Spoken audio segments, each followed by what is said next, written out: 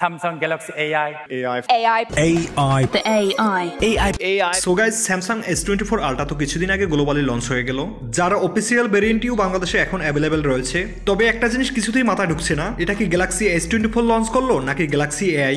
মানে এটা কি চলতেছে? এটার দরকার কি আমার আছে নাকি আপনার? সবকিছু জানবো আজকের এই ভিডিওতে। এই ফোনটাতে আসলে কি কি নতুন ফিচার্স রয়েছে, এছাড়াও এই ফোনটি রাইট নাও বাংলাদেশে অফিসিয়ালি কত টাকায় বিক্রি হচ্ছে। সো ভাই ব্রাদার, আমাদের এই ভিডিওটি ভালো লাগলে অবশ্যই একটি লাইক ও আমাদের চ্যানেলের নিয়মিত আপডেট পেতে চ্যানেলটি সাবস্ক্রাইব করে সাথেই থাকুন। শুরু করা যাক এই AI জিনিসটা থেকে, যেটা পার্সোনালি আমার কাছে অনেক ইউজফুল লেগেছে। প্রথমেই সার্কেল টু সার্চ, এখানে সবথেকে ইম্পর্টেন্ট হচ্ছে আপনি এটাকে ইউজ কিভাবে করবেন। ধরুন আমি কিছু দেখতেছি, সেটা আমার পছন্দ হয়েছে, ওইখানটায় আমি ভিডিওটা ক্লিক করে হোম বাটনকে লং প্রেস করে যে জিনিসটা আমার পছন্দ হয়েছে তার উপরে সার্কেল করে দিলাম, সাথে সাথে পুরো ডিটেলসটা চলে আসবে, এটা কি এবং এর দাম কত।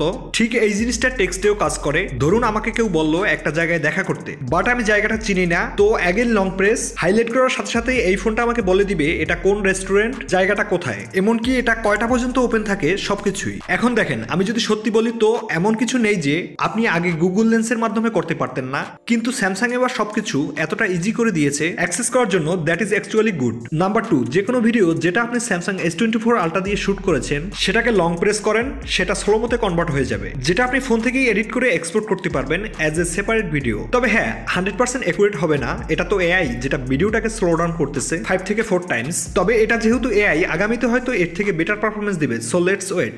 এরপরে আপনার পিকচারের সাবজেক্ট বা অবজেক্টকে আপনি সিলেক্ট করে মুভ করতে পারবেন অন্য কোনো জায়গায়, তবে বাকি যে ফাঁকা জায়গাটা থাকবে সেটা AI অটোমেটিকলি কভার করে দিবে।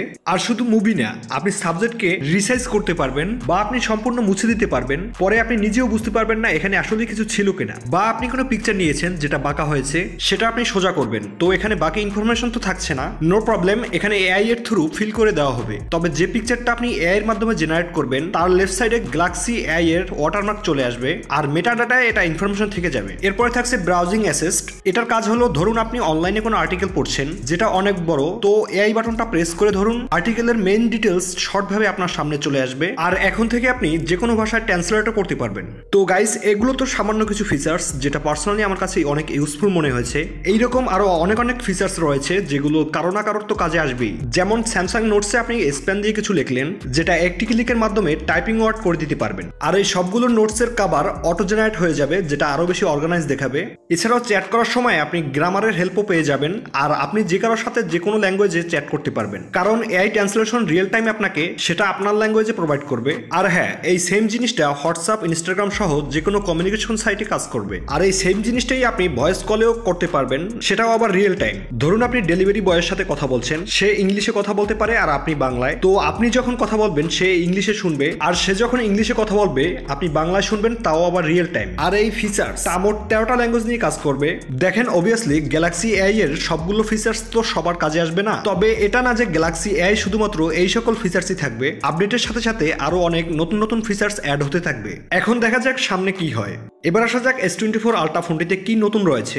সবার প্রথমে এই ফোনটির ডিজাইন আরো ফ্ল্যাট করা হয়েছে, কার্ভ এজগুলো একদমই নেই। S23 Ultra কম্পেয়ার করলে এই ফোনটি একটু চওড়া করা হয়েছে, তবে এই ফ্ল্যাট ডিজাইনটিরও কিছু বেনিফিট রয়েছে, যেমন স্ক্রিন প্রোটেক্টর, টেম্পার গ্লাস খুব সহজেই পেয়ে যাবেন, স্প্যান দিয়ে লিখতে ফ্ল্যাট ডিসপ্লেতে ইজি হয়, অ্যান্ড মোর ইম্পর্টেন্ট কার্ভ না হওয়ার কারণে এই ফোনটি অনেক ইজিলি ইউজ করা যায়, আই মিন ইনহ্যান্ড ফিলটা অনেক বেটার আসে। আর একটা জিনিস, এই যে পুরো ফ্রেমটাই এবার ম্যাট ফিনিশ দেওয়া হয়েছে, আগে যেটা গ্লসি থাকতো, যার ফলে ফিল ও টাচের দিক থেকে অনেক বেশি প্রিমিয়াম লাগে। আর সাইডে যে বাটনগুলো রয়েছে তা প্রিভিয়াস জেনারেশনের তুলনায় একটু চওড়া করা হয়েছে, যেটা প্রেস করার সময় অনেক বেটার ফিল আসে, আর ডিসপ্লে বেজেলগুলো অনেক সিমেট্রিক্যাল হয়ে গেছে, এবং ফাইনালি S24 Ultraতে চলে এসেছে। তবে আরো একটা বিষয়, এই ফোনটার কালার তো টাইটানিয়াম গ্রে, এর আরো কিছু কালার বাংলাদেশে পাওয়া যায়, আপনারা অনলাইনে একটু চেক করে নেবেন। এছাড়া সবাই তো জানেন এর ফ্রেমটা টাইটানিয়াম করা হয়েছে, আগের থেকে অনেক স্ট্রং। সবকিছু মিলিয়ে এই ফোনটির থিকনেস 8.6 মিলিমিটার এবং ওজনের দিক থেকে 232 গ্রামের মতো। তবে সব থেকে বড় ইম্প্রুভমেন্ট করা হয়েছে এর ডিসপ্লে প্রোটেকশনে, যেখানে ব্যবহার করা হয়েছে গোরিলা গ্লাস আর্মর, মানে এটা এখন পর্যন্ত সব থেকে টাফেস্ট প্রোটেকশন, যেটা 4 Times scratch resistant as compare to any gorilla protection.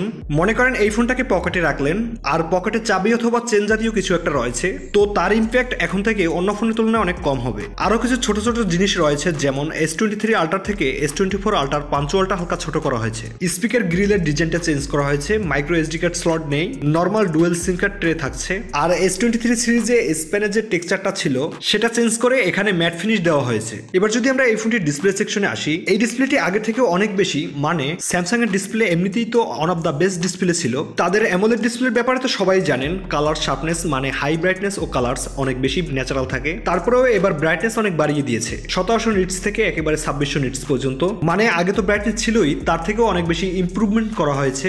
আর এর বেস প্লাস ও আল্ট্রা এই তিনটি মডেলেই অন টু 120 হার্জ এলটিপিও প্যানেল দেওয়া হয়েছে, যেটা আগে শুধু আল্ট্রা মডেলটিতেই দেখা যেত। ডিসপ্লের ব্যাপারে এক কথায় বললে এটাই ওয়ার্ল্ডের বেস্ট ডিসপ্লে। এবার যদি আমরা এই ফোনটির ক্যামেরা সেকশনে আসি, দেখেন আমরা সবাই জানি স্যামসাং এবার তাদের 10 মেগাপিক্সেলের 10x জুম সরিয়ে 50 মেগাপিক্সেলের 5x জুম দিয়ে দিয়েছে। এখন অনেকেরই মনে হতে পারে এটা তো আপগ্রেড না ডাউনগ্রেড। আসলে এমনটা কিছুই না, কারণ এখন আপনারা পাচ্ছেন 10 মেগাপিক্সেলের জায়গায় 50 মেগাপিক্সেলের লেন্স। আর এবার তো গ্যালাক্সি এআইও রয়েছে, যেটা দিয়ে পিকচারকে মাল্টি ফ্রেম প্রসেসিং করে নিয়ে আসে। আর পিকচার স্যাম্পল তো আপনাদের সামনেই রয়েছে, আপনারাই দেখে নিন জুম লেভেলস। S23 আলট্রা ও S24 আলট্রা দুটো ফোনের পিকচার এখানে রয়েছে, তবে S23 আলট্রা থেকে S24 আলট্রার picture quality is more better.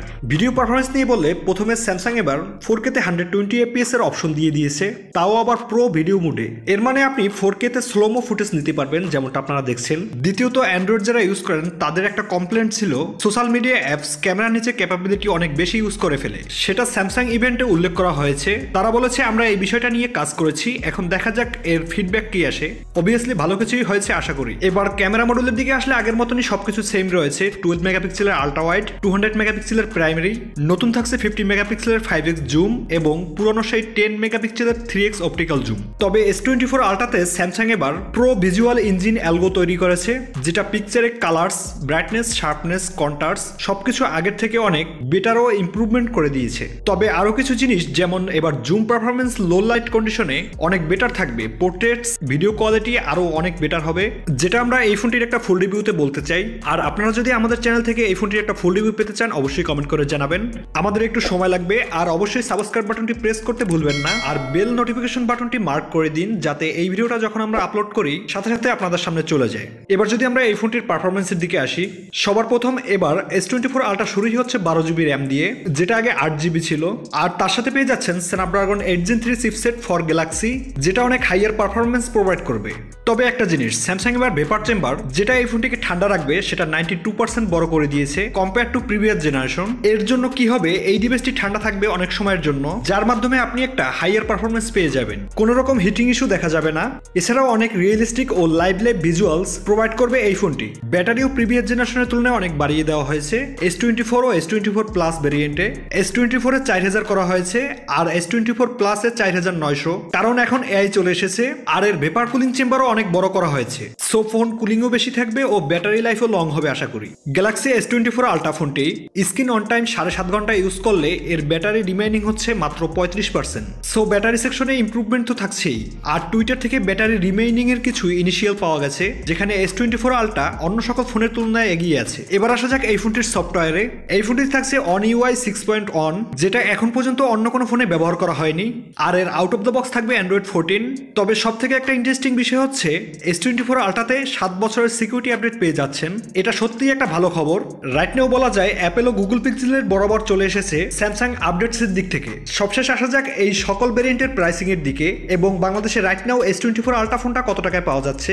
Global মার্কেটের সকল প্রাইসিং গুলো দিয়ে দেওয়া হলো, আপনারা প্লিজ একটু বাংলাদেশ টাকায় কনভার্ট করে নেবেন। আর S24 আলট্রা যে 12GB 512GB ভেরিয়েন্টটি রয়েছে, সেটা বর্তমানে বাংলাদেশে 1,47,000 টাকায় অ্যাভেলেবেল পাওয়া যাচ্ছে, যদিও দামটা একটু বেশি, আগামী কিছুদিন পর হয়তো ঠিক হয়ে যাবে আশা করি। সো ভাই ব্রাদার, আজকের ভিডিও এই পর্যন্তই। S24 আলট্রার ব্যাপারে আপনাদের যদি কোনো ডাউট থাকে অবশ্যই কমেন্ট করে জানাবেন। এরপরে দেখা হচ্ছে পরবর্তী কোনো ভিডিওতে। সবাই ভালো থাকবেন, সুস্থ থাকবেন।